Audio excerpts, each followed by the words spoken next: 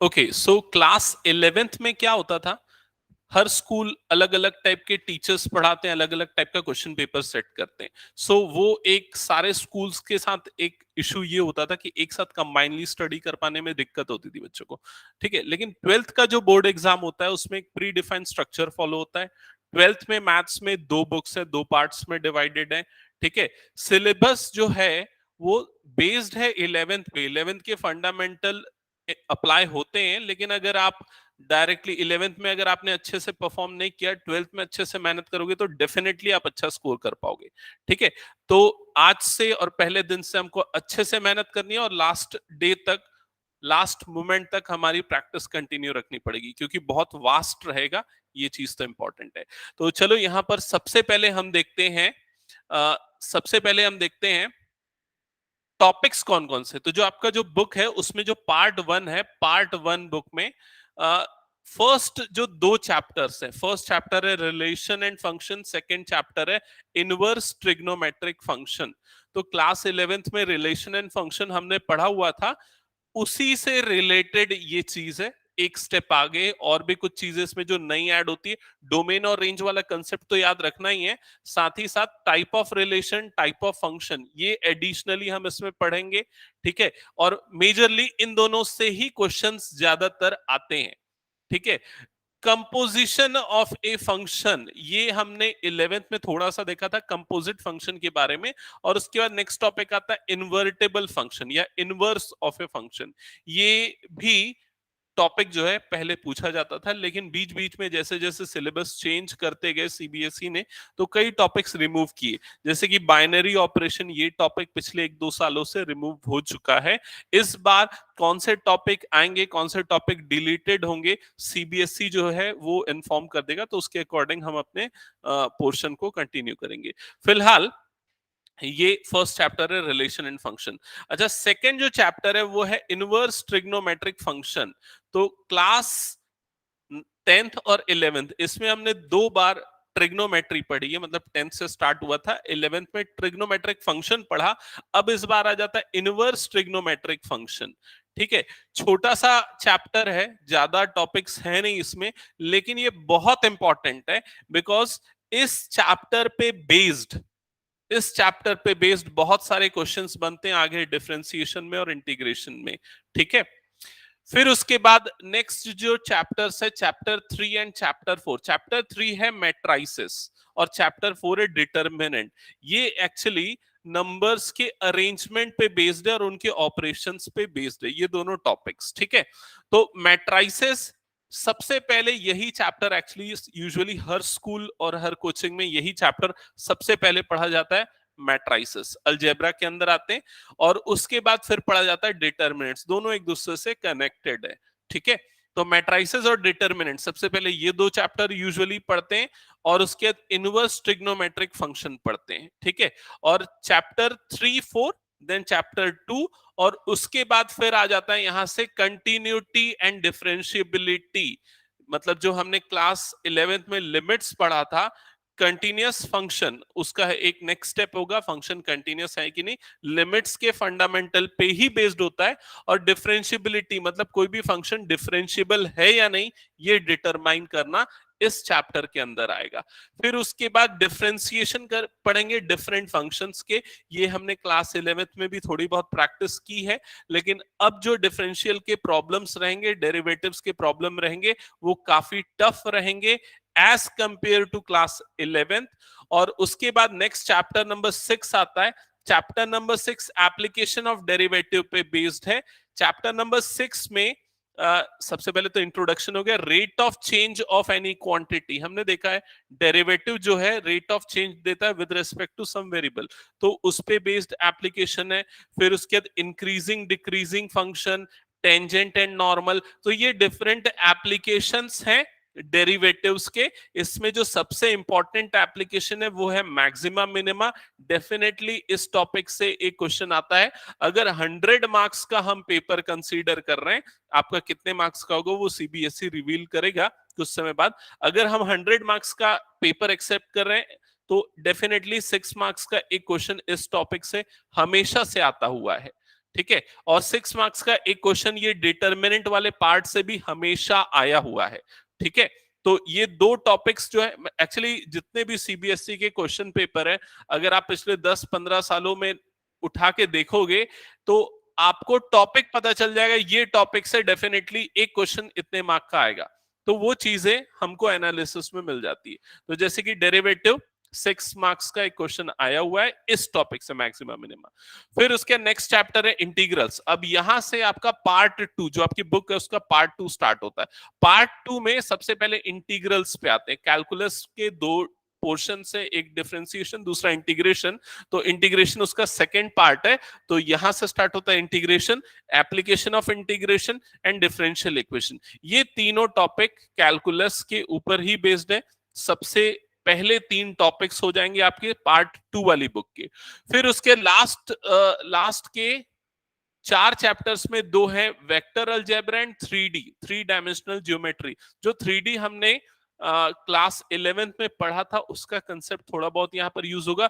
Vector algebra आप physics में थोड़ा बहुत पढ़ चुके होंगे, तो ये चीजों के बारे में थोड़ा बहुत नॉलेज जरूर होगा। लेकिन अब 3D में हम इक्वेशन ऑफ लाइन और इक्वेशन ऑफ प्लेन पढ़ेंगे 3 डायमेंशनल के केस में, जिसमें हम दोनों फॉर्म्स देखेंगे, vector form and Cartesian form of equation of line. क्या है वो चीजें आगे जब मैं पढ़ाऊंगा तब क्लियर हो जाएगी। फिर उसके बाद आते हैं last 2 chapter, linear programming and probability. तो प्रोबेबिलिटी क्लास 11th में भी था, इस बार नया क्या है, इस बार नया है कंडीशनल प्रोबेबिलिटी, जो कि 11th में नहीं था। और इसके अलावा linear programming actually graphical representation के थ्रू सॉल्यूशन का एक मेथड है। अगर रिकॉल करोगे क्लास 11th में लीनियर इनइक्वालिटी जो हमने पढ़ा था उसी का कंसेप्ट यहां पर यूज होगा लीनियर प्रोग्रामिंग प्रॉब्लम्स में, ठीक है। तो मोर और लेस ये आपका ओवरऑल सिलेबस है क्लास 12 का। 13 चैप्टर से 2 बुक्स में डिवाइडेड है। और सबसे ज्यादा जो वेटेज रखता है 45 to 50% का वेटेज वो है कैलकुलस में, जिसमें ये 3 चैप्टर आते हैं, integral, application of integral, differential equation, और ये 2 आते हैं continuity, differentiability and application of derivative. इन्हीं का वेटेज सबसे ज्यादा और सबसे इंपॉर्टेंट चैप्टर्स होते हैं। ऑल्सो कॉम्पिटिटिव एग्जाम्स में यही चैप्टर्स सबसे इंपॉर्टेंट होते हैं, ठीक है। ओके, सो वंशिका क्लियर, या कुछ पूछना है ओवरऑल स्ट्रक्चर के बारे में? No sir, clear. Okay okay, so जैसा मैंने बताया ये ओवरऑल मार्क्स डिस्ट्रीब्यूशन है, कौन से चैप्टर से कौन से टॉपिक से कितने मार्क्स के क्वेश्चन आते हैं। ये मैंने 100 मार्क्स वाला पैटर्न लिया है, क्योंकि टाइम टू टाइम सीबीएसई ने मार्क्स डिस्ट्रीब्यूशन और पैटर्न चेंज किया है। 2019 में 100 मार्क का पेपर हुआ था, 2020 में 80 मार्क का पेपर हुआ था, 21 में एग्जाम ही नहीं हुआ, 22 का एग्जाम अभी होने वाला है। तो ये पिछले 4 साल का रिकॉर्ड है। तो मुझे ऐसा लगता है ये 100 मार्क वाला जो 2019 का जो स्ट्रक्चर था वो सबसे स्टैंडर्ड है, जो कि हम फॉलो कर सकते हैं। तो इसमें ये बताया जैसे रिलेशन एंड फंक्शन, इसमें से 2 मार्क्स का एक क्वेश्चन, 4 मार्क्स का एक क्वेश्चन, टोटल 6 मार्क्स इसका वेटेज है। इस चैप्टर का सेकंड चैप्टर मतलब इनवर्स ट्रिग्नोमेट्री का वेटेज इतना है, मैट्रिसेस और डिटरमिनेंट का वेटेज इतना है। तो ये ओवरऑल हर चैप्टर का वेटेज दे दिया है आउट ऑफ 100। अब जितने भी मार्क्स का पेपर होगा उसके हिसाब से आप स्केलिंग करके प्रिडिक्ट कर सकते हो कि भाई हाँ इस चैप्टर का इतना वेटेज है, ठीक है। तो ये मार्क्स डिस्ट्रीब्यूशन आप फॉलो कर सकते हो इंपॉर्टेंस देने के लिए, कौन से चैप्टर को कितना इंपॉर्टेंस देना है। ओके, बुक्स जो हम लोग फॉलो करने वाले, सबसे पहले तो एनसीईआरटी एज इट इज हम फॉलो करेंगे, ठीक है। मतलब उसके पूरे क्वेश्चंस बन जाने चाहिए, exercise as well as examples, ठीक है। और इसमें एक सप्लीमेंट्री मटेरियल भी इंक्लूड है दोनों बुक्स के लास्ट में। अगर आप देखोगे एनसीईआरटी के दोनों पार्ट में तो लास्ट में सप्लीमेंट्री मटेरियल है, उससे भी कुछ टॉपिक आते हैं, जैसे कि वेक्टर में, हाँ वेक्टर में एक है supplementary material, I think 3D में भी है। जो भी चीजें उनको भी हमको कवर अप करना है। तो एनसीईआरटी में exercise, example plus supplementary material, ये सारी चीजें हमको कवर करनी है। फिर उसके बाद आरडी शर्मा बहुत बड़ा है, इसका भी 2 पार्ट है, ठीक है। 12th आरडी शर्मा का भी 2 पार्ट है, जैसे कि एनसीईआरटी का है, लेकिन इसमें हमको पूरे क्वेश्चंस बनाने जाएंगे तो बहुत टाइम लग जाएगा। तो जो सेलेक्टेड क्वेश्चन है आरडी शर्मा के, वो हमको सॉल्व करने हैं। अब कौन से क्वेश्चन सॉल्व करने हैं, तो आप देखो जिस भी क्वेश्चन में लेबलिंग हो कि ये 2016 में आया है, जस्ट अ सेकेंड, तो जिस भी क्वेश्चन में लेबलिंग हो, लेबलिंग इन द सेंस ये क्वेश्चन 2016 में आए या 2015 में आए, या इस टाइप की जो मार्किंग हो जिन भी क्वेश्चंस में, जस्ट अ सेकेंड, तो जिन भी क्वेश्चंस में इस टाइप की मार्किंग हो, हम उन क्वेश्चंस को डेफिनेटली सॉल्व करेंगे आरडी शर्मा में, क्योंकि 2 पार्ट्स में आरडी शर्मा तो थोड़ा डिफिकल्ट हो जाता है पूरे क्वेश्चन सॉल्व करना। इसके अलावा मेरा एक स्पेसिफिक स्टडी मटेरियल है क्लास 12th पे बेस्ड, मैं आप लोगों के साथ शेयर करूंगा, ठीक है। और रिवीजन के टाइम पे हम ओसवाल, अरिहंत या एग्जाम आइडिया, ये 3 बुक रेफर करेंगे इस बार, जैसे मैं ओसवाल के क्वेश्चंस करवा रहा हूं, ठीक है। ओके, तो ये बुक का स्ट्रक्चर है। अच्छा, वरुणी और वंशिका ऋषिकर, आप लोगों को मेरी आवाज आ रही, क्या कंफर्म करो? Yes sir. ठीक है, ओके। सो एक बार शॉर्ट में ब्रीफ कर देता हूं। वंशिका ऋषिकर, आपको भी आवाज आ रही है ना?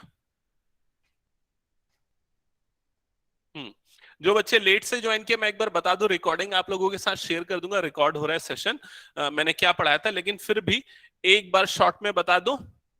रिलेशन एंड फंक्शन, ये एक्चुअली 2 पार्ट्स में डिवाइडेड है आपकी एनसीईआरटी की बुक। ये आपका ओवरऑल सिलेबस है मैथ्स का, जिसमें जो चैप्टर्स हैं 1, 2, 3, 4, 5 एंड 6, ये फर्स्ट 6 चैप्टर पार्ट 1 के हैं, और उसके बाद 7, 8, 9, 10, 11, 12, 13 ये नेक्स्ट जो चैप्टर्स हैं ये पार्ट 2 में है। ये ओवरऑल जो मार्क्स डिस्ट्रीब्यूशन है आउट ऑफ 100, मतलब 100% कौन से चैप्टर का कितना वेटेज है वो आपको इस शीट में मिल जाएगा। क्लास के बाद मैं ये शेयर कर दूंगा पीडीएफ आपके साथ, ठीक है। तो सबसे ज्यादा जो वेटेज है कैलकुलस का है, जिसमें डिफरेंशिएशन और इंटीग्रेशन आता है। जब चैप्टर आएगा मैं आप लोगों के साथ बताऊंगा उसमें किस तरह के क्वेश्चंस आते हैं। और जो हम स्टडी रूल फॉलो करेंगे वो चीज मैं बता रहा था। एनसीईआरटी में एक्सरसाइज, एग्जाम्पल्स, और एनसीईआरटी के लास्ट में सप्लीमेंट्री मटेरियल भी है, उसको भी करना है, उससे भी क्वेश्चंस आते हैं, तो ये हम सबसे पहले फॉलो करेंगे।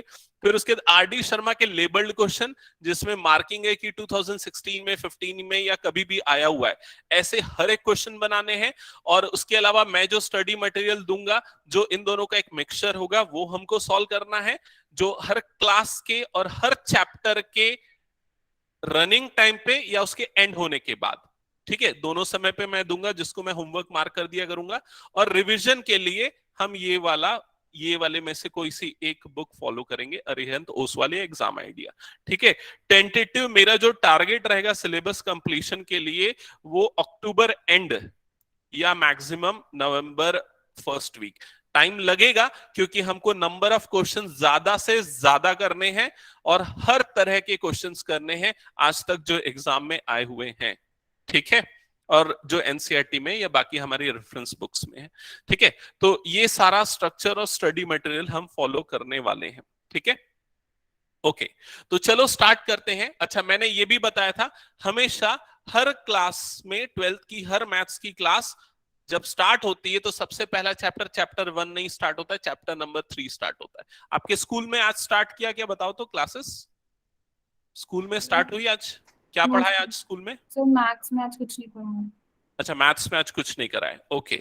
तो अगर स्टार्ट करेंगे तो चैप्टर नंबर 3 मैट्राइसेस यहीं से स्टार्ट करेंगे, ठीक है। तो मैट्राइसेस, यहां पर आपका डेफिनेशन है मैट्राइसेस का, ध्यान से देखना क्या लिखा हुआ है। ये पूरी की पूरी एनसीईआरटी बुक से मैंने लिया हुआ है, आप अपनी बुक सामने ओपन करके रख सकते हो और पैरेलली इसको 1 to 1 मैच कर सकते हो, ठीक है, या हाईलाइट कर सकते हो, ठीक है। वैसे मैं इसके नोट्स तो आपको दे ही दूंगा। तो यहां पर डेफिनेशन क्या लिखा है मैट्राइसेस का, देखो, matrix is ordered rectangular array of numbers or functions. The numbers or functions are called element of or the entries of the matrix.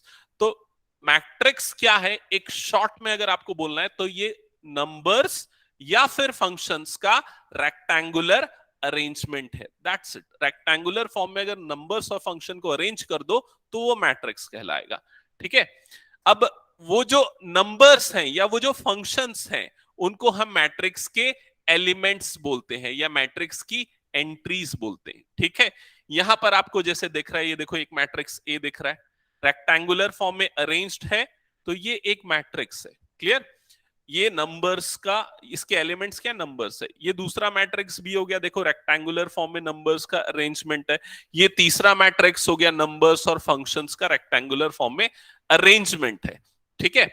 अच्छा, इसमें क्या लिखा है, we denote the matrices by capital letter. तो देखो matrix को ये capital A, capital B, capital C, तो मैट्रिक्स को हमेशा कैपिटल लेटर से रिप्रेजेंट किया जाता है। फॉर एग्जाम्पल लाइक दिस, ये आपके मैट्रिसेस है, ठीक है। अच्छा, इसमें एलिमेंट कितने, देखो देखो जैसे यहां पर 1, जस्ट अ सेकेंड,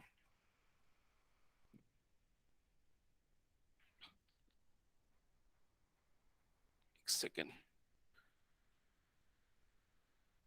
वैसे तो मैं ये पीडीएफ प्रोवाइड कर ही दूंगा, लेकिन आप लोग पैरेलली अगर कुछ चीजें नोट करते हुए चलोगे ना तो ज्यादा अच्छा रहेगा, ठीक है। सो एलिमेंट्स देखते हैं, एलिमेंट्स कितने, जैसे यहां पर अगर मैट्रिक्स ए देखते हैं तो यहां पर 1 2 3 4 5 6 एलिमेंट्स है। यहां पर भी 1 2 3 4 5 6 7 8 9 एलिमेंट्स है, एंड सो ऑन। तो ये मैट्रिसेस है और ये उसके एलिमेंट्स है।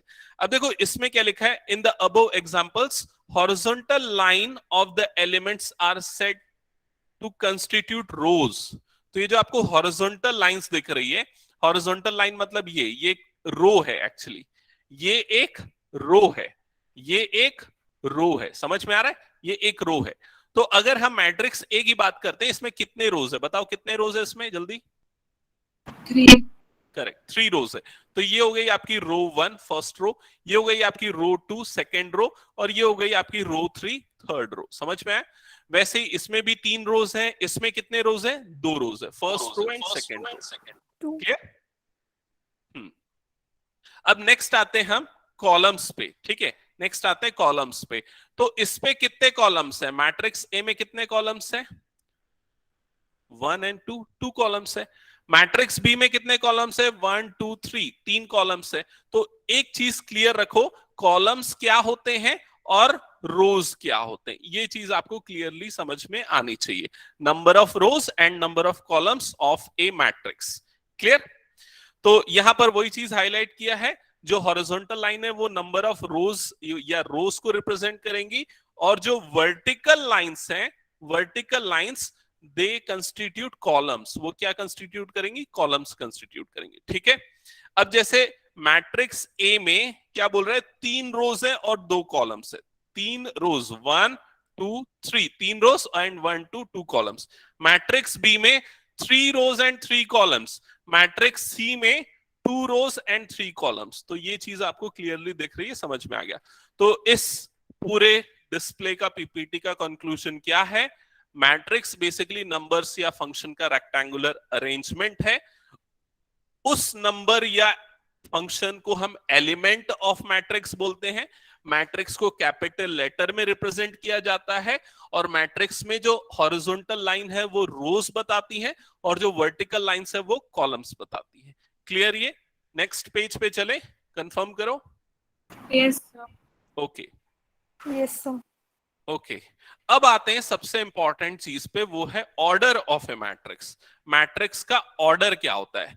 तो यहां पर शॉर्ट में अगर मैं आपको बताऊं, जितने रोज या जितने कॉलम हैं, जितने नंबर ऑफ रोज और जितने नंबर ऑफ कॉलम्स हैं, उसको ही ऑर्डर ऑफ मैट्रिक्स बोलते हैं।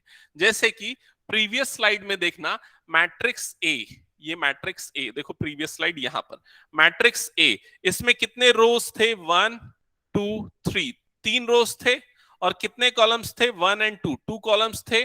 तो इसका ऑर्डर क्या हो जाएगा, 3 क्रॉस 2। सिंपल सी चीज है, जितने रो और जितने कॉलम उसको बोल देंगे ऑर्डर। तो यही यहां पर बता रहा है, जैसे मैट्रिक्स ए था तो उसका ऑर्डर क्या होगा, 3 क्रॉस 2 हो जाएगा, क्योंकि यहां पर 1 2 3, 3 रोज थी एंड 1 2 2 कॉलम्स थे। सिमिलरली मैट्रिक्स बी का ऑर्डर क्या हो जाएगा, 3 क्रॉस 3, क्योंकि 3 रोज है और 3 कॉलम्स हैं। क्लियर ये चीज? मैट्रिक्स सी का ऑर्डर बताओ जल्दी से मुझे, क्या होगा? 6। नहीं नहीं नहीं नहीं, 3 क्रॉस 2। यस करेक्ट, हाँ वंशिका 6 जो है वो नंबर ऑफ एलिमेंट्स है, हम उसको मल्टीप्लाई कर देंगे ना तो नंबर ऑफ एलिमेंट मिलेंगे, लेकिन जब हम ऑर्डर लिखते हैं ना तो number of row cross number of column, simple ये 3 क्रॉस 2 हम ये बोलेंगे उसको, ठीक है। ओके, तो ऑर्डर आपको क्लियर हो गया क्या होते हैं। अब दोनों को जब मल्टीप्लाई कर देंगे ना तो हमको नंबर ऑफ एलिमेंट्स मिल जाएंगे, ये हो गया उसके नंबर ऑफ एलिमेंट्स, क्लियर। अब देखो नेक्स्ट है और जो आपका मैट्रिक्स है उसका अरेंजमेंट कैसा होता है, कैसे उसको यूजुअली हम जनरलाइज्ड फॉर्म में लिखते हैं, तो वो चीज आपको यहां पर दिख जाएगी। जैसे मान लो हमारे पास एक मैट्रिक्स ए है और ये मैट्रिक्स ए के एलिमेंट्स को समझना। ये देखो फर्स्ट एलिमेंट है, सबसे पहले दिख रहा है, ठीक है। ये एलिमेंट ध्यान से देखो और मुझे बताओ इस एलिमेंट की पोजीशन क्या है, इस एलिमेंट की पोजीशन क्या है, ये कौन से रो में है और कौन से कॉलम में है, बोलो जल्दी। ये फर्स्ट रो, करेक्ट, ये फर्स्ट रो और फर्स्ट कॉलम में है, तो इसलिए इस एलिमेंट का नाम हो गया A11, ठीक है। अब ये जो अगला एलिमेंट है ये कौन से रो में है, फर्स्ट रो में, लेकिन कौन से कॉलम में है, सेकंड कॉलम में है, इसलिए इसका नाम क्या हो गया A12। अगला जो एलिमेंट है वो फर्स्ट रो और थर्ड कॉलम से बिलोंग करता है, इसलिए इसका नाम क्या हो गया A13। तो ये जो स्मॉल a है ना वो एलिमेंट है, और सब्सक्रिप्ट में जो वो 11 12 13 दिख रहा है ना वो उसकी पोजीशन बता रहा है। तो ये चीज क्लियर हो गई, ये नोटेशन है एलिमेंट्स को रिप्रेजेंट करने का, क्लियर ये चीज। तो अगर कोई एलिमेंट A1J है, A1J ये आपको जो दिख रहा है ये वाला एलिमेंट, ठीक है, ये वाला एलिमेंट, बताओ ये कौन से रो और कौन से कॉलम से बिलोंग कर रहा है।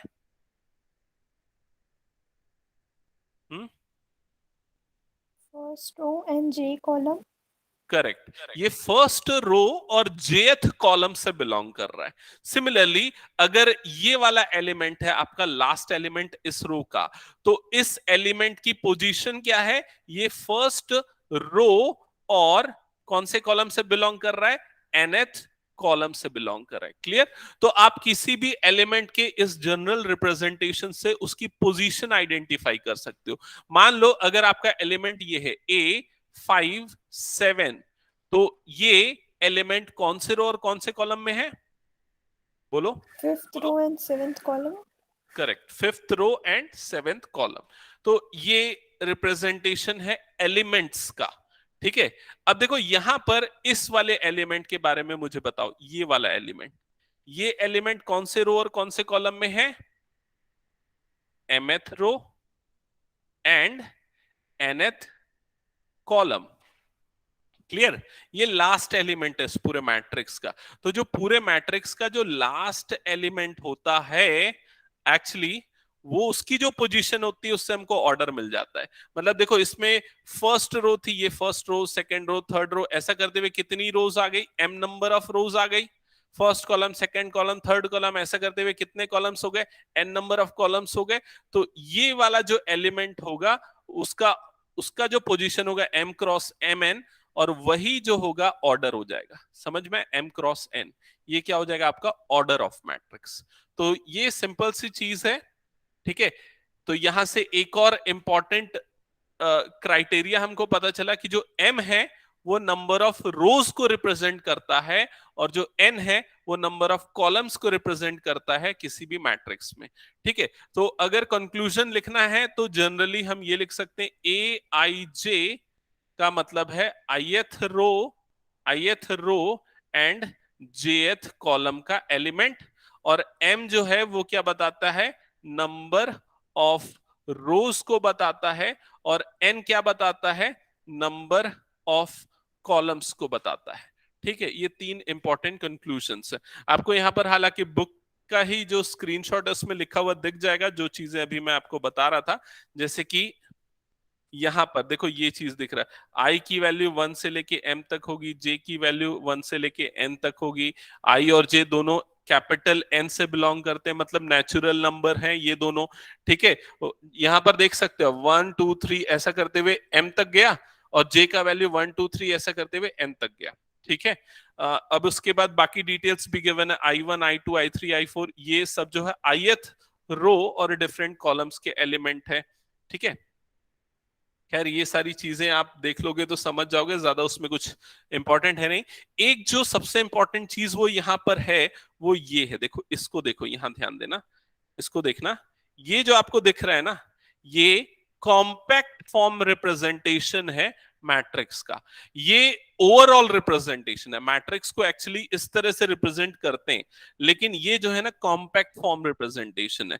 इस रिप्रेजेंटेशन में क्या करते हैं हम लोग, एक मिनट मैं यहां पर बता देता हूं। इस रिप्रेजेंटेशन में क्या करते हैं, अगर मान लो मैट्रिक्स ए है, हम ए आई जे लिख रहे हैं और यहां पर लिख रहे हैं एम क्रॉस एन, मतलब इस मैट्रिक्स के एलिमेंट्स को ए आई जे से रिप्रेजेंट किया जा रहा है, और इसमें नंबर ऑफ रोज एम है, नंबर ऑफ कॉलम्स एन है, ये बताता है।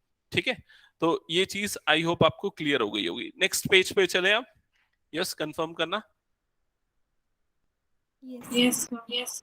ओके ओके, सो अब आते हैं टाइप ऑफ मैट्रिक्स पे। तो अभी तक हमने देखो मैट्रिक्स की डेफिनेशन देखी और मैट्रिक्स का रिप्रेजेंटेशन देखा, ऑर्डर देखा, ये सारी चीजें देख ली। अब टाइप ऑफ मैट्रिक्स क्या है, चलो एक बार जल्दी से देखते हैं। डिफरेंट टाइप्स है मैट्रिसेस के। सबसे पहला जो टाइप है, ये आपको एक्चुअली नोट करना चाहिए, ठीक है, तो अच्छा रहेगा। सबसे पहला जो टाइप है वो है कॉलम मैट्रिक्स का। कॉलम मैट्रिक्स नाम से ही क्लियर है, अगर कोई एक ऐसा मैट्रिक्स है जिसमें सिर्फ एक ही कॉलम हो तो उसको कॉलम मैट्रिक्स बोला जाता है। जैसे कि मैट्रिक्स ए जो आपको सामने दिख रहा है, यहां पर देखो सिर्फ सिंगल कॉलम है इस पूरे मैट्रिक्स में। रोज कितनी है इसमें, रोज कितनी है, 4.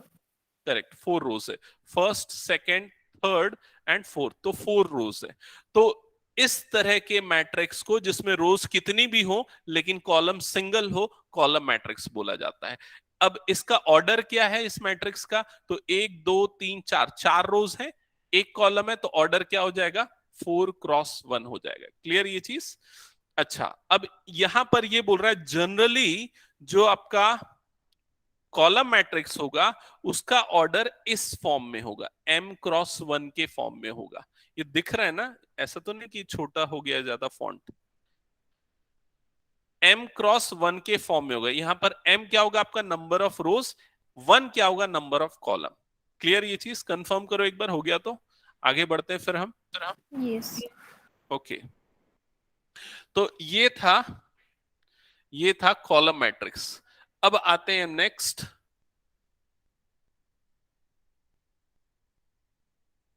रो मैट्रिक्स पे। ठीक है, रो मैट्रिक्स कॉलम मैट्रिक्स की तरह ही एक ऐसा मैट्रिक्स जिसमें सिर्फ सिंगल रो होगी, उसको हम रो मैट्रिक्स बोलेंगे। जैसे यहां पर देखो सिर्फ एक ही रो दिख रही, तो ये रो मैट्रिक्स है। कॉलम कितने हैं, देखो इसमें कॉलम कौन कौन से हैं, इसमें ये हो गया आपका first column, second column, third column, fourth column. तो इसका ऑर्डर क्या हो जाएगा, 1 cross 4, because 1 row and 4 columns. So simple है, मैट्रिक्स भी अगर कोई एक रो मैट्रिक्स है तो उसका ऑर्डर क्या हो जाएगा, 1 क्रॉस n होगा। 1 मतलब नंबर ऑफ रोज 1 है, n मतलब नंबर ऑफ कॉलम्स n है। तो ये चीज हो गई कॉलम मैट्रिक्स के बारे में। ठीक है, नेक्स्ट आते हैं थर्ड टाइप जो है, दैट इज स्क्वायर मैट्रिक्स। तो स्क्वायर मैट्रिक्स क्या होता है, जिसमें नंबर ऑफ रोज और नंबर ऑफ कॉलम्स दोनों सेम होते हैं, उसको स्क्वायर मैट्रिक्स बोलते हैं। जैसे कि सामने आपको एक मैट्रिक्स ए दिख रहा है, इसमें अगर आप रोज काउंट करोगे तो फर्स्ट सेकेंड थर्ड 3 रोज है, कॉलम्स काउंट करोगे तो 1 2 एंड 3, 3 कॉलम्स है, तो 3 रोज एंड 3 कॉलम्स। तो इसका ऑर्डर क्या हो जाएगा, 3 क्रॉस 3 हो जाएगा। ठीक है, उसी तरीके से अगर 2 रोज 2 कॉलम, 4 रोज 4 कॉलम, इस तरह के जितने भी मैट्रिक्स बनेंगे जिसमें कि नंबर ऑफ रोज और नंबर ऑफ कॉलम सेम है, उसको हम स्क्वायर मैट्रिक्स बोलते हैं। इन जनरल हम ये बोल सकते हैं जब भी m और n की वैल्यू इक्वल है तो वो जो मैट्रिक्स होगा वो एक स्क्वायर मैट्रिक्स होगा। ठीक है, अच्छा एक और चीज यहां पर देखो लिखा है, वैसे तो m n n, अगर ये दोनों इक्वल है तो स्क्वायर मैट्रिक्स। स्क्वायर मैट्रिक्स के ऑर्डर को हम सिंपली n बोलते हैं। सिंपली n का मतलब क्या है, जैसे ये 3 क्रॉस 3 का मैट्रिक्स है ना, तो हम इसको क्या बोलेंगे, it is a square matrix of 3। समझ गए, 3 क्रॉस 3 नहीं बोल के सिंपली क्या बोल देंगे, 3।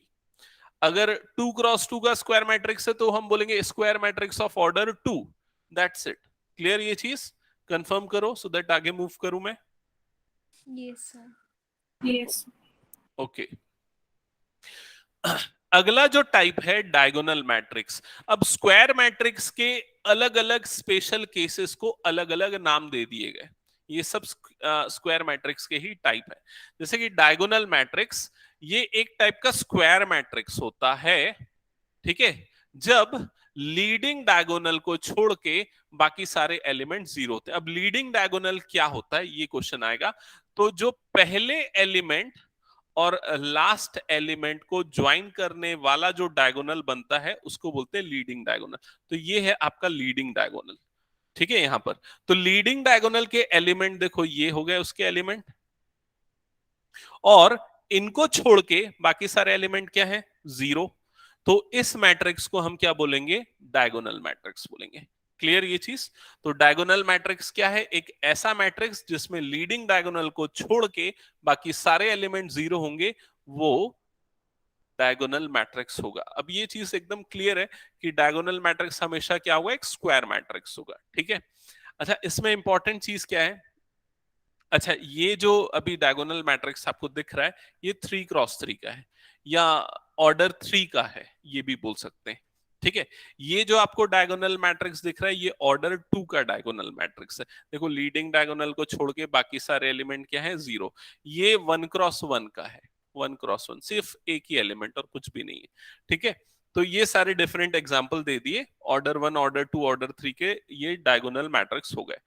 अब यहां पर क्या बोल रहा है, कंडीशन क्या है, अगर कोई भी matrix B is equal to b i j, जिसके general terms b i j है, M क्रॉस M का है, स्क्वायर मैट्रिक्स है, तो वो डायगोनल मैट्रिक्स होगा। उसकी कंडीशन क्या है, तो कंडीशन, ये बहुत इंपॉर्टेंट कंडीशन है, देखो इसको हाईलाइट कर लेते हैं। ये इंपॉर्टेंट कंडीशन है। कंडीशन क्या है, b i j is equal to zero when i is not equal to j. I is not equal to j, b i j मतलब एलिमेंट जीरो का। तो एक मिनट यहां ध्यान से समझना। मान लो ये हो गया आपका मैट्रिक्स ए। मैट्रिक्स ए के एलिमेंट्स, ये 3x3 का मैट्रिक्स ले रहा हूं, ठीक है।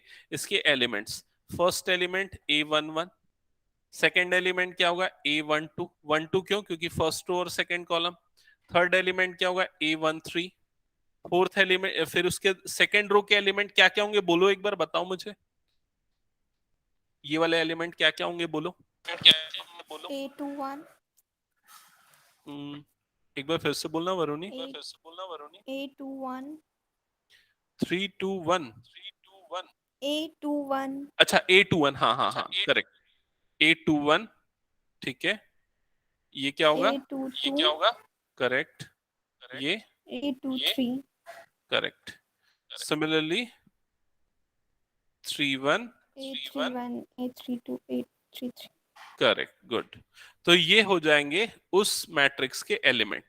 अब देखो यहां पर आप ये वाले केसेस देखो, ये वाली चीजें देखो, ये वाला पार्ट, ठीक है। ये वाले पार्ट को देखो, इस वाले पार्ट को। यहां पर आपको क्या दिख रहा है, यहां पर आपको आई और जे दोनों इक्वल दिख रहे हैं, 1 1 2 2 3 3। तो लीडिंग डायगोनल जो होता है मैट्रिक्स का, उसमें आई और जे की वैल्यू क्या होती है, इक्वल होती है, समझ गए।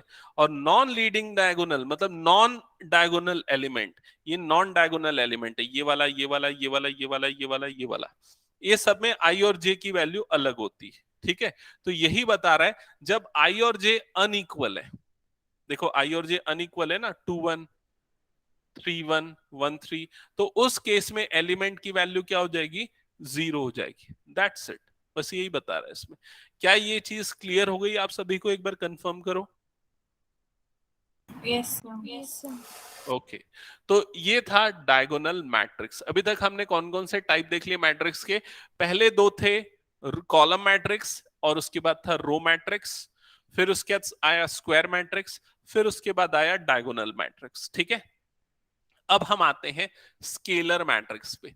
स्केलर मैट्रिक्स अब एक डायगोनल मैट्रिक्स का स्पेशल केस है। अगर लीडिंग डायगोनल के सारे एलिमेंट सेम हैं और उसको छोड़ के बाकी सारे एलिमेंट जीरो हैं, तो उस मैट्रिक्स को स्केलर मैट्रिक्स बोलेंगे। जैसे कि यहां पर यहाँ पर लीडिंग डायगोनल के सारे एलिमेंट √3 हैं, उसको छोड़ के बाकी सारे एलिमेंट 0 हैं। तो ये जो मैट्रिक्स है ये कौन सा मैट्रिक्स होगा, एक स्केलर मैट्रिक्स होगा। ठीक है, यहाँ पर देखो मैट्रिक्स बी, ये भी एक स्केलर मैट्रिक्स है। ठीक है, तो एक स्पेशल कंडीशन ऐड हो गई। ये वाली कंडीशन तो अभी भी है, जब आई और जे इक्वल नहीं है तब एलिमेंट 0 होगा। जब आई और जे इक्वल होंगे तो एलिमेंट फिक्स होगा, कांस्टेंट होगा, जो के हो सकता है, के की वैल्यू 5 या फिर √3 या कुछ भी हो सकती है। तो स्केलर मैट्रिक्स का ये डेफिनेशन है। आई होप क्लियर हो गया होगा, और ये उसके कुछ एग्जांपल्स हैं। क्लियर? कुछ पूछना है या फिर मैं आगे बढ़ जाऊं? Clear sir. ओके, नेक्स्ट आते हैं। अरे एक छूट गया इसमें शायद, हाँ 5th तक आया, 6 छूट गया, सीधा 7th आ गया, शायद मैं उसको ऐड करना भूल गया। तो इसको ना हम यहां पर ऐड कर देते हैं। ठीक है, जस्ट अ सेकेंड, इसको हाँ इसको ना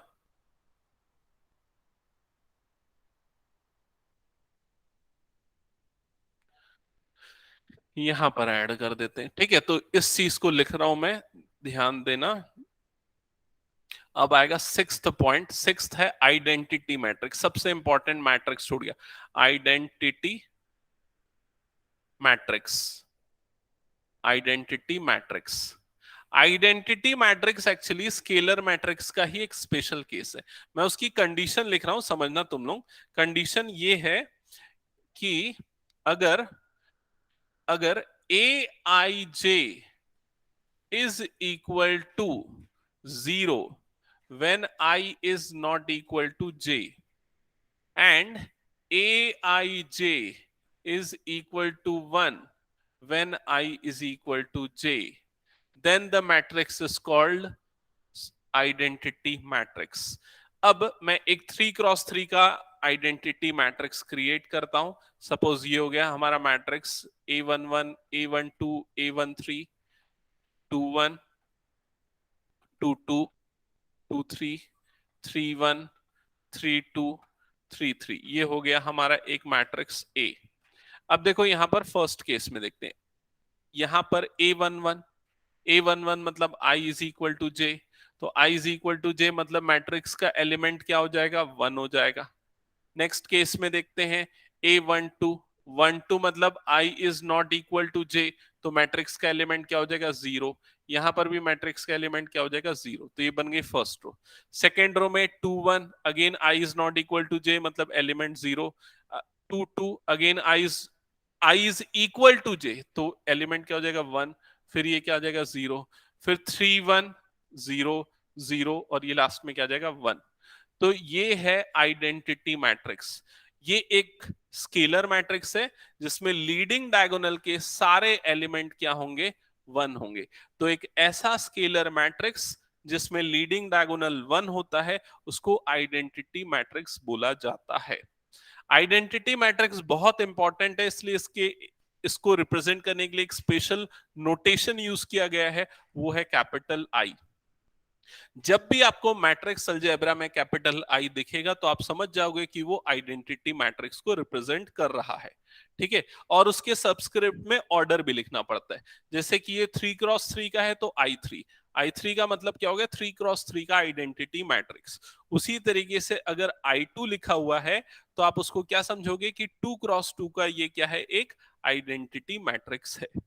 क्लियर ये चीज?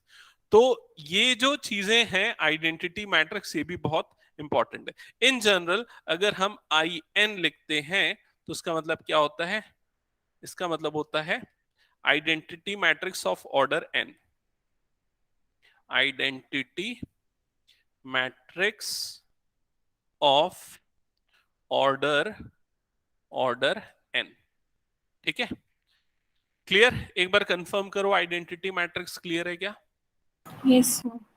ओके, अब इसके बाद आता है last type, that is zero matrix. इसको नल मैट्रिक्स भी बोला जाता है, null matrix.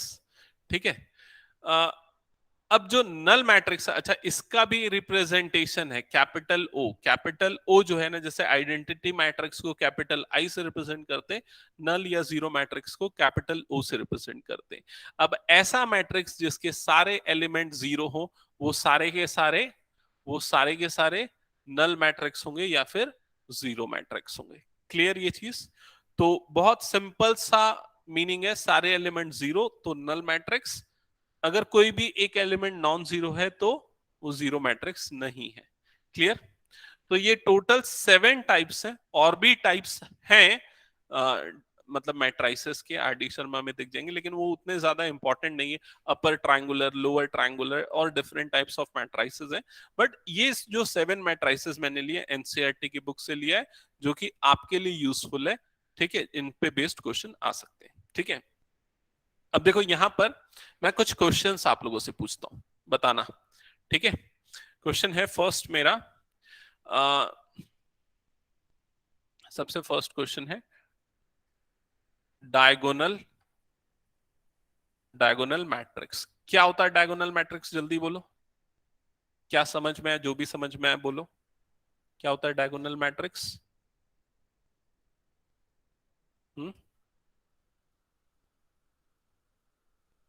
Yes, Varuni, Vanshika. Sir non diagonal element zero होते हैं उसमें। Correct, non diagonal element zero होंगे, सिर्फ डायगोनल एलिमेंट एग्जिस्ट करेंगे। ठीक है, रो मैट्रिक्स क्या होता है वरुणी?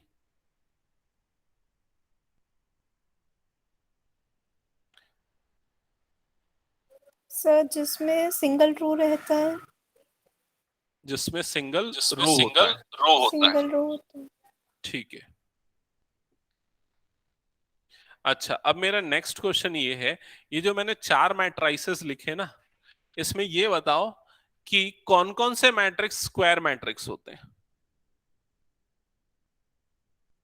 इसमें कौन कौन से मैट्राइसेस जो हैं वो स्क्वायर मैट्राइसेस हैं? Diagonal, identity and zero. Vanshika? Sir same. एक चीज गलत बोल दी है, जीरो मैट्रिक्स जो है ना वो स्क्वायर मैट्रिक्स हो ऐसा जरूरी नहीं है। ठीक है, तो ये दोनों जो है ना, ये दोनों स्क्वायर मैट्रिक्स नहीं होंगे, बाकी ये दोनों स्क्वायर मैट्रिक्स होंगे। देखो प्रीवियस एग्जांपल में देखो, देखो यहां पर नोटिस किया था तुम लोगों ने, ये देखो ये स्क्वायर मैट्रिक्स नहीं है क्योंकि इसमें 2 रोज 3 कॉलम्स है। ये भी स्क्वायर मैट्रिक्स नहीं है। तो जीरो मैट्रिक्स के लिए स्क्वायर मैट्रिक्स होना जरूरी नहीं है। ठीक है, स्क्वायर मैट्रिक्स कौन कौन से हैं? Diagonal matrix, identity matrix, scalar matrix, ये तीनों स्क्वायर मैट्रिसेस के टाइप्स हैं। क्लियर? क्या एक बार कंफर्म कर दो। यस। यस। ठीक है, अब देखो, अब हम एनसीईआरटी की बुक से स्टार्ट करते हैं क्वेश्चन सॉल्व करना। ठीक है, तो आप लोग के पास बुक है क्या? अभी एक बार बताओ तो सामने तुम लोगों के पास। Yes sir. अच्छा है, वंशिका के पास है। वरुणी तुम्हारे पास है अभी बुक सामने? Yes sir. है दोनों के पास। ठीक है, तो अगर आप लोग बुक में ना 59 देखोगे, पेज नंबर 59, ठीक है, तो 59 और अगर आगे बढ़े तो 59 का 61 भी आ गया, जिसमें टाइप्स ऑफ मैट्रिसेस हमने डिस्कस किया। और इसके बाद इक्वालिटी ऑफ मैट्रिसेस एक और टॉपिक है, उसको फिलहाल मैं डिस्कस नहीं कर रहा हूं। अभी एक काम करते हैं, कुछ क्वेश्चंस देख लेते हैं सिंपल एक्सरसाइज के। तो एक्सरसाइज स्टार्ट हो रही है पेज नंबर 64 पे। पेज नंबर 64 पे वहां पर आपको एक मैट्रिक्स दिख रहा है, मैट्रिक्स ए। मैट्रिक्स ए, उसके एलिमेंट्स क्या क्या है? एलिमेंट्स फर्स्ट रो है 2 5 19 -7, सेकेंड रो है 35 -2 5/2 12, थर्ड रो है √3 1 -5 एंड 17। ये आपको मैट्रिक्स दिख रहा होगा। अब इसमें पूछ रहा है द ऑर्डर ऑफ मैट्रिक्स कितना है, इसका ऑर्डर क्या है, बताओ, आंसर करो। इस मैट्रिक्स 4 क्रॉस 3। 3 क्रॉस 4। सबसे पहले नंबर ऑफ रोज लिखते हैं, तो 1 2 एंड 3, 3 रोज फिर कॉलम्स लिखते हैं 1 2 3 एंड 4, तो ऑर्डर क्या होगा 3 क्रॉस 4। अगर हम 4 क्रॉस 3 लिखेंगे तो वो गलत होगा, ठीक है, तो ऑर्डर होगा 3 क्रॉस 4। सेकेंड जो चीज इसमें पूछा है नंबर ऑफ एलिमेंट्स, तो ऑब्वियसली आप दोनों को मल्टीप्लाई कर दो, नंबर ऑफ एलिमेंट्स कितने हो जाएंगे 12 हो जाएंगे, ठीक है। अब नेक्स्ट क्वेश्चन इसमें क्या पूछा है कि A13 ये वाला एलिमेंट क्या है, ये बताओ, बताओ कौन सा A13? A1 19 19 correct. तो ये जो एलिमेंट है ये फर्स्ट रो और थर्ड कॉलम से बिलोंग कर रहा है। फिर उसके नेक्स्ट पूछ रहा है A21, बोलो जल्दी, सेकेंड रो और फर्स्ट कॉलम 35 35 करेक्ट। फिर उसके बाद है A33 33 5 थर्ड, by 2 हाँ एक बार फिर से, no sorry -5 yes -5 is correct, okay. Then last one 23 A23 जल्दी बताओ। 5 by 2 यस करेक्ट 5/2। तो आप लोगों ने ऑर्डर और एलिमेंट्स को आइडेंटिफाई करना सीख लिया। ये कौन सा क्वेश्चन था, ये था क्वेश्चन नंबर 1 एनसीईआरटी की एक्सरसाइज 3.1 का, ठीक है। नेक्स्ट क्वेश्चन पे आ जाते हैं अब हम, क्वेश्चन नंबर 2 पे, ठीक है। तो क्वेश्चन नंबर 2 अपनी बुक पे देखना है, इसमें क्या लिखा हुआ है, if a matrix has 24 elements, तो एक मैट्रिक्स में 24 एलिमेंट्स हैं, ठीक है। What are possible order it can have, अभी इतना ही क्वेश्चन पढ़ते हैं। पॉसिबल ऑर्डर्स पूछ रहा है, पॉसिबल ऑर्डर्स, तो बताओ क्या क्या होंगे इसके possible orders. 3 cross 8 yes 8 cross 3 okay,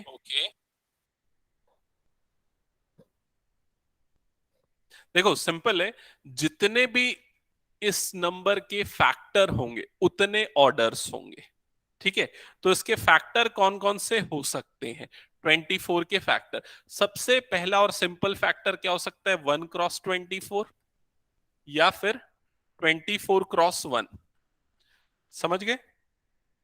1 cross 24 ये जो मैट्रिक्स बनेगा इसका नाम क्या होगा, बताओ जल्दी। row matrix करेक्ट, ये रो मैट्रिक्स, और ये क्या बनेगा, एक कॉलम मैट्रिक्स। तो ये एक पॉसिबल ऑर्डर हो गया। और क्या पॉसिबल ऑर्डर हो सकता है, 2 क्रॉस 12 या फिर 12 क्रॉस 2। और क्या पॉसिबल ऑर्डर हो सकता है, 3 क्रॉस 8 या 8 क्रॉस 3। और क्या पॉसिबल ऑर्डर हो सकता है, 4 क्रॉस 6 या 6 क्रॉस 4। और क्या पॉसिबल ऑर्डर हो सकता है, बताओ। और कुछ नहीं हो सकता क्या, 24 किससे किससे डिविजिबल, 2 3 जा 4, 2 3 जा 6 4 जा 20, बस इतना ही होगा ना शायद तक, कंफर्म करो एक बार। yes sir. तो ये सारे पॉसिबल ऑर्डर्स हो सकते हैं इस मैट्रिक्स के, ठीक है। अब इसके बाद इसी क्वेश्चन का सेकेंड पार्ट में क्या पूछा है, अगर एक मैट्रिक्स में 13 एलिमेंट्स है, तो बताओ उसके कितने पॉसिबल ऑर्डर्स होंगे। 1 into 13. Yes 13 into 1 1 into 13 and 13 into 1, so only two possible orders are there, so यहाँ पर two possible orders, two possible orders, और यहां पर कितने पॉसिबल ऑर्डर है, 1 2 3 4 4 4 4 प्लस 4 8 8 पॉसिबल ऑर्डर्स, करेक्ट। तो ये होगा आपका आंसर। नेक्स्ट क्वेश्चन पे मूव करते हैं। Next is question number 3। Question पढ़ना एक बार, वंशिका क्या लिखा है।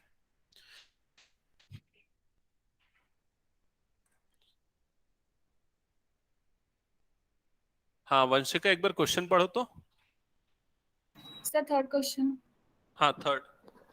If a matrix has 18 elements, what are the possible orders it can have? What if it has 5 elements?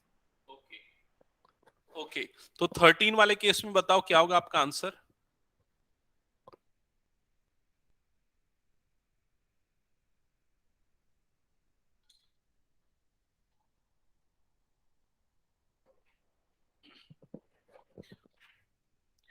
13 वाले केस में पॉसिबल आंसर क्या होगा? 1 cross 18, 18 cross 1, 2 cross 9, 9 cross 2, 3 cross 6, 6 cross 3, और कुछ होगा क्या? बस. So how many possible orders are there? 4 possible orders are there. Clear? और 5 के केस में कितने पॉसिबल ऑर्डर्स होंगे? 2 पॉसिबल ऑर्डर. क्वेश्चन नंबर 3 हो गया क्या? एक बार बताओ जल्दी. नेक्स्ट क्वेश्चन पे मूव करें या कुछ डाउट है? यस, वंशिका, वरुणी कंफर्म करो सो दैट मैं आगे मूव करूं. Clear, sir. क्वेश्चन नंबर 4 पे आते हैं. Question number 4. क्वेश्चन नंबर 4 में लिखा है कंस्ट्रक्ट एक 2 क्रॉस 2 मैट्रिक्स. एक 2 क्रॉस 2 का मैट्रिक्स आपको कंस्ट्रक्ट करना है. ठीक है. अब मैट्रिक्स का कॉम्पैक्ट फॉर्म रिप्रेजेंटेशन, इसको क्या बोलते हैं? कॉम्पैक्ट फॉर्म रिप्रेजेंटेशन आपको दिया हुआ है. Capital A is equal to Aij whose elements are. अच्छा, इसके बाजू में मैं छोटा सा ये भी लिख देता हूं 2 क्रॉस 2, क्योंकि बोल रहे हैं ना 2 क्रॉस 2 का मैट्रिक्स बनाना है. ठीक है. whose possible elements are given by. अब उसके एलिमेंट्स किस तरह से शो हो सकते हैं ये बता रहा है. जैसे Aij is equal to I plus j whole square divided by 2. ठीक है. तो ये Aij एलिमेंट ये है. मैट्रिक्स A आपको कंस्ट्रक्ट करना है. तो देखो, सबसे पहला काम आप ये कर लो कि भाई मैट्रिक्स A के जो एलिमेंट होंगे ना उसको इस तरह से लिख लो. क्या क्या होंगे? A11, A12, A21, A22, ये हो जाएंगे उसके एलिमेंट्स. ठीक है. अब आपको क्या चाहिए? आपको ये चारों वैल्यूज चाहिए. सिंपली आप क्या करो, यहां पर I is equal to 1, J is equal to 1 रख दो. तो आपको क्या मिल जाएगा? A11 मिल जाएगा. तो I is equal to 1, J is equal to 1 जब पुट करोगे यहां पर, तो ये क्या हो जाएगा? 1 प्लस 1 का होल स्क्वायर अपॉन 2. समझ में? तो 1 प्लस 1 क्या हो जाएगा? 2. 2 का स्क्वायर क्या हो जाएगा? 4. तो ये हो जाएगा 4/2, दैट इज इक्वल टू 2. फिर A12 निकालोगे. A12 के लिए यहां पर क्या रखोगे? I की जगह पे 1 रखोगे और J की जगह पे 2 रखोगे. तो बताओ A12 की वैल्यू क्या आएगी कैलकुलेट करके?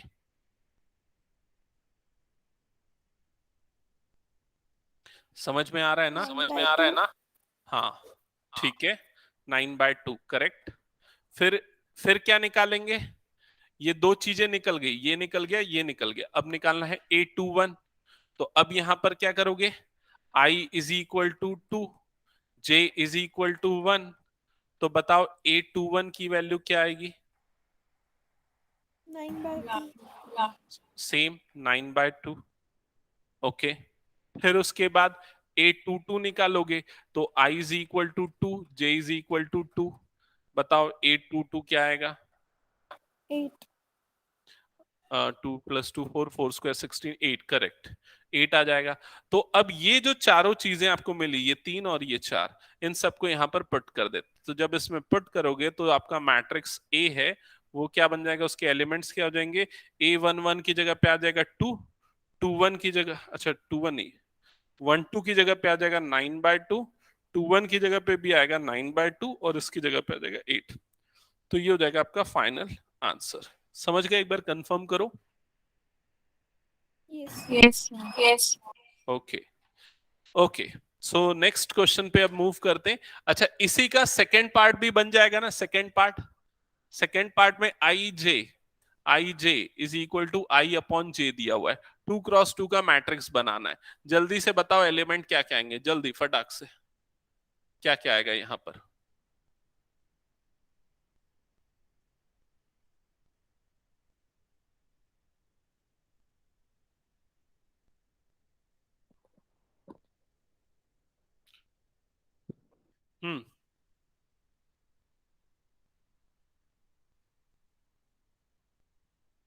एलिमेंट्स बताना हो गया तो. Sir, 1, hmm 1/2, 1/2. 2, hmm 1. Correct. 1, 1/2, 2 and 1 correct. ठीक है. और इसी का थर्ड पार्ट भी आप लोग बना सकते हो. वो आप लोगों को मैं होमवर्क दे दूंगा. इसका थर्ड पार्ट जो रहेगा वो आपका होमवर्क रहेगा, कंप्लीट कर लेना, ठीक है। नेक्स्ट क्वेश्चन पे अब हम, अच्छा अब तो लगभग क्वेश्चन नंबर 5 एक बार जल्दी से देखो बन जाएगा क्या, बता दो जल्दी से। क्वेश्चन नंबर 5 आपके पास बुक है ना, तो आपको तो दिख ही रहा होगा। 3x4 का मैट्रिक्स कंस्ट्रक्ट करना है, 3x4 का। तो मान लो आपका मैट्रिक्स ए है, ठीक है, जिसके एलिमेंट ए आई जे है। तो 3x4 का अगर मैट्रिक्स बनाओगे तो उसके एलिमेंट क्या क्या हो जाएंगे, A11, A12, A13, ऐसे ही होगा क्या? कहां तक जाएगा? A14 तक जाएगा, समझ गए? 14 तक क्यों जाएगा? क्योंकि 4 कॉलम्स होंगे, ठीक है। फिर उसके बाद A21, A22, A23, A24, फिर क्या होगा? A31, A32, A33, A34, समझ गए? तो 3 रोज 4 कॉलम्स, तो ये बन गया 3x4 का मैट्रिक्स। अब उसके बाद ये सारे एलिमेंट्स निकालने हैं, तो मुझे बस ये बता दो कि A32 की वैल्यू क्या आएगी, जल्दी से बता दो। Aij is given by this 1/2 mod -3i plus j। हाँ जल्दी बताओ।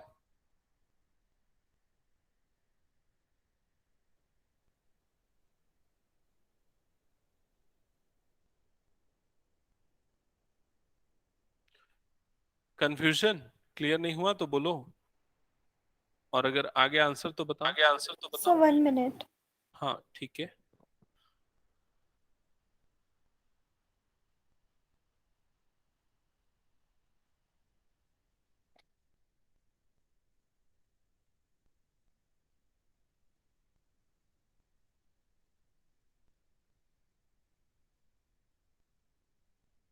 Seven by two. 7/2, yes yes correct. Okay Vanshika, हो गया तुम्हारा भी? So -7 होगा क्या? नहीं +7 होगा, क्योंकि ये मॉड लगा हुआ है ना, तो अंदर पे ये मॉड में -7 आ रहा होगा, फिर बाहर पे 1/2, इसलिए +7/2 हो जाएगा। Yes sir. ठीक है, ओके। वंशिका तुम्हारा भी हो गया ना? Yes, sir. ओके ठीक है। सो आज की क्लास फिलहाल मैं यहीं तक रखता हूं। एक बार समरी हम लोग देख लेते हैं जल्दी से, हम लोगों ने क्या क्या चीजें देखी। तो सबसे पहले, जस्ट अ सेकेंड, सबसे पहले तो देखो हमने सिलेबस डिस्कस किया, कौन कौन सा पोर्शन है इस बार, और जो भी फर्दर गाइडलाइन सीबीएसई देगा। अच्छा वेटेज बहुत इंपॉर्टेंट है, हमको इसको फोकस पे रखना है हमेशा, वेटेज के अकॉर्डिंग ही प्रिपरेशन करना है। और उसके बाद क्या हम फॉलो करने वाले हैं, मैट्राइसेस यहां से स्टार्ट हुआ था, डेफिनेशन देखा सबसे पहले हमने, फिर उसके बाद ऑर्डर ऑफ मैट्रिक्स क्या होता है, number of rose number of columns क्या होते हैं, फिर उसके बाद कॉम्पैक्ट फॉर्म ऑफ रिप्रेजेंटेशन है ये मैट्रिक्स का, फिर उसके बाद टाइप्स ऑफ मैट्रिक्स में column matrix, row matrix, and then square matrix, and then diagonal matrix, scalar matrix, identity matrix और जीरो मैट्रिक्स, ये देखा और उन पे बेस्ड हमने एनसीईआरटी के क्वेश्चन सॉल्व किए। आई होप ये सारी चीजें क्लियर हो गई होंगी। ये कंटिन्यू रहेंगी क्लासेस, मतलब ऐसा रहेगा कि हम इसी को कंटिन्यू करते हुए चलेंगे, मतलब ये नहीं कि फिर से रिपीट करेंगे, ठीक है। ये पीडीएफ में आप लोगों को एक्सपोर्ट कर देता हूं, कुछ डाउट है कुछ पूछना है तो आप लोग पूछ सकते हो। वंशिका और वरुणी, समझ में आया या नहीं, एक बार कंफर्म कर दो आज की क्लास। Yes sir. ओके।